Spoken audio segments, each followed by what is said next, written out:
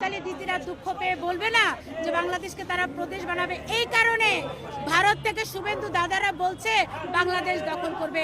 আরে জুলাই জঙ্গিদের উৎপাতের কারণে, স্বাধীনতা বিরোধী লোকজন, বাংলাদেশ বিরোধী লোকজনের উৎপাতের কারণেই আজ শুভেন্দু দাদারা বাংলাদেশ দখল করতে চাইছে। তারা বাংলাদেশটাকে নিয়ে কটাক্ষ করছে। এক হুজুর বলল বিশ্বকাপ মহাপাপ। হ্যাঁ, বিশ্বকাপ খেলা দেখলে গুনাহ, খেলা খেললেও গুনাহ। তখন থেকে কি শুরু হলো? আমাদের দেশের মানুষ যখন ফুটবল খেলাকে ভালোবাসে, আর্জেন্টিনা ব্রাজিলকে সাপোর্ট করে, তখন তারা কি করে? নিজেদের জমানো অর্থ দিয়ে পতাকা বানায়। অথচ একদল জঙ্গি দাড়িওয়ালা টুপিওয়ালা তারা কি করলো?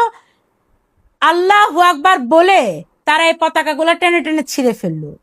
এর পরবর্তীতে আমরা দেখলাম যে খুব সুকৌশলে সাদা পতাকার উপর কালো কালিতে কালেমা লেখা পতাকা এরা উড়াতে শুরু করবে। এরা বলল যে আর্জেন্টিনা ব্রাজিল এরা বিধর্মী, এদের পতাকা না উড়িয়ে তোমরা কালেমার পতাকা উড়াও।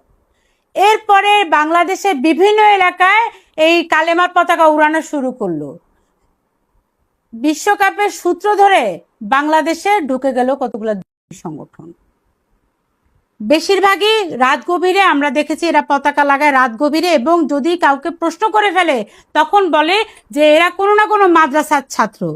আরে আমার প্রশ্ন হলে, যে মাদ্রাসার জনগণের অনুদানে চলে, যে সকল মাদ্রাসার হুজুরদেরকে আমরা দেখি একটা স্লিপ ছাপিয়ে তারা দাঁড়ে দাঁড়ে ভিক্ষা করে, সেই মাদ্রাসাগুলো এত টাকা কোথায় পেল? এই টাকার উৎসটা কোথায় যে এত এত পতাকা এক রাতের ভিতরে চেপে এক রাতের ভিতরে লাগিয়ে ফেলছে? কোত্থেকে আসলে টাকার উৎস? তার মানে বিদেশি কোনো ষড়যন্ত্রকারী এই টাকাগুলো তাদেরকে দিচ্ছে। আগে তো এই পতাকাগুলো আমরা দেখতাম কালোর মধ্যে সাদা, এখন তারা রং পাল্টিয়ে ভোল পাল্টিয়ে সাদার মধ্যে কালো, কিন্তু পতাকা কিন্তু একই। জঙ্গি সংগঠনে ছেয়ে যাচ্ছে আমাদের বাংলাদেশ, এটা কিন্তু আমরা ধারণা করতে পারছি। তাই মাননীয় স্বরাষ্ট্রমন্ত্রীর প্রতি আমার আহ্বান থাকবে, মনিটর করুন খুব শক্তভাবে, কারণ আমার দেশের মাটিতে বসে এরা মুসলমানের দেশে বসে মুসলমান লেবাসধারীরা কিন্তু আমার ধর্ম, আমার দেশ, আমার সংস্কৃতি, আমার মানচিত্র ধ্বংস করছে এবং বলছে কালেমার পতাকা ছিঁড়লে, একটা ছিঁড়লে 10টা লাগাবে। আমার প্রশ্ন হলো 10টার টাকা কে দিচ্ছে? অনুসন্ধান করুন।